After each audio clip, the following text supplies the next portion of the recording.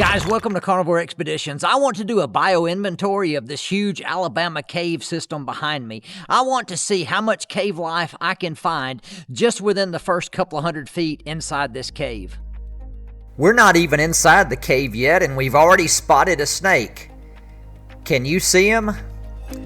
Sometimes snakes can be very camouflaged and hard to spot. Have you found him yet?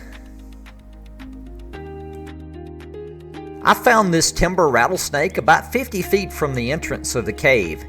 He's being very still. He's not rattling his tail or making any noise. He probably thinks that I can't see him, and I'm just going to leave him alone. Let's go inside the front part of the cave. A lot of people call this the gray zone. In other words, this part of the cave still gets a lot of sunlight. Oftentimes you'll find some animals in this part of the cave that aren't cave animals. These are just animals that come inside to get out of the weather or look for food. Not necessarily cave adapted animals. All right, there are a couple of frogs in here.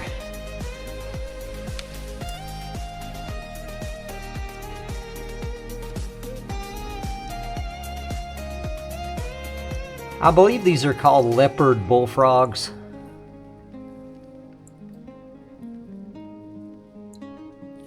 Oh, there he goes.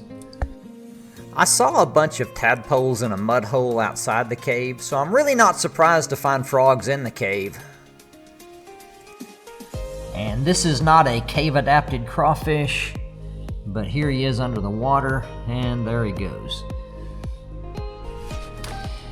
Our next animal is this very tiny salamander. I believe this is what they call a juvenile salamander. It still has gills, and it will lose those gills as it gets older. All right, we've got crickets.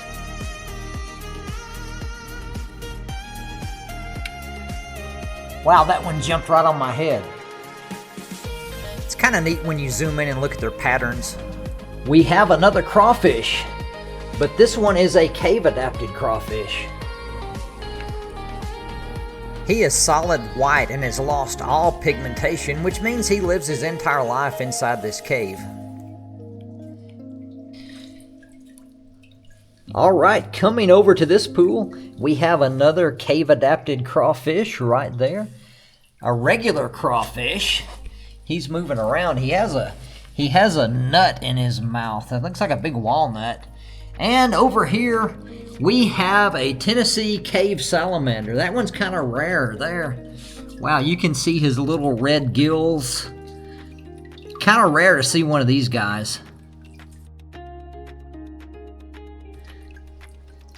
He's got a tan body and he's got red gills on the side of his neck.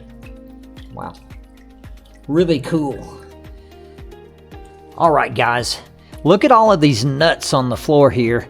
These nuts were probably brought in by a packrat, and I think I see the packrat nest up here. I don't see the packrat, but there is his nest, and all of these leaves were brought in by the packrat. And here's some fresh leaves, and here's some nuts. He's bringing in these walnuts from, I guess there's a walnut tree nearby. All right, got a little bat up here. All right, have another bat.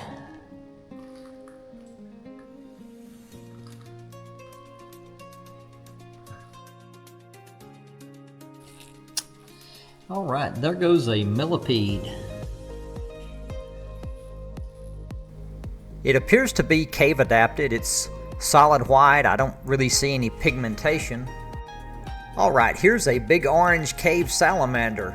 I'm surprised it took me this long to find one of these guys. They are usually one of the most easy cave animals to find. Here is a frog and a salamander. They are roommates, look at that. And here is another bat. There's no shortage of bats today. This one looks healthy. Wow, all of that cave life just within the first few hundred feet of the entrance of this cave. That's incredible. Guys, I'm going to put some links up on the screen to some other great outdoor videos, which I think you're going to love. Check them out. Thank you for watching, and have a blessed day.